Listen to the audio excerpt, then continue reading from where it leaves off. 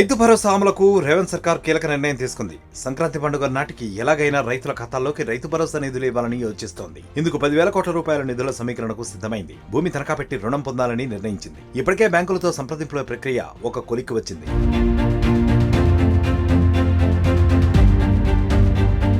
CM Revanth Reddy ఇప్పటికే సంక్రాంతిలోగా నిధులు జమ చేస్తామని ప్రకటించిన నేపథ్యంలో యంత్రాంగం నిధుల సమీకరణలో నిమగ్నమైంది. ఇందుకు తెలంగాణ పారిశ్రామిక మౌలిక సదుపాయాల సంస్థ అధీనంలోని భూమిని తనఖా పెట్టి రుణం తీసుకోవాలని నిర్ణయించింది. హైదరాబాద్ నగరంలోని టీజీఐఐసీ అధీనంలో కోకాపేట, రాయదుర్గంలో ఉన్న 400 ఎకరాల భూముల్ని తనఖా పెట్టేందుకు బ్యాంకర్లతో చర్చలు సైతం సాగించగా ప్రభుత్వానికి రుణం ఇచ్చేందుకు బ్యాంకులు సైతం సంసిద్ధతను వ్యక్తం చేసినట్లు తెలుస్తోంది.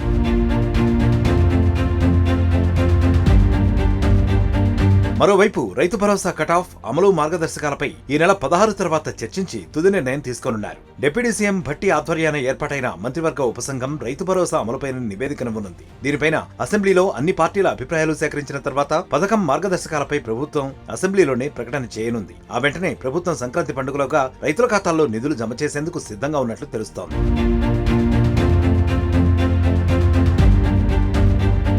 మరిన్ని వీడియోస్ కోసం ఛానల్ ని సబ్స్క్రైబ్ చేయండి. లేటెస్ట్ అప్డేట్స్ కోసం వాట్సాప్ ఛానల్ ని ఫాలో అవ్వండి. ఆ లింక్ డిస్క్రిప్షన్ లో ఉంది.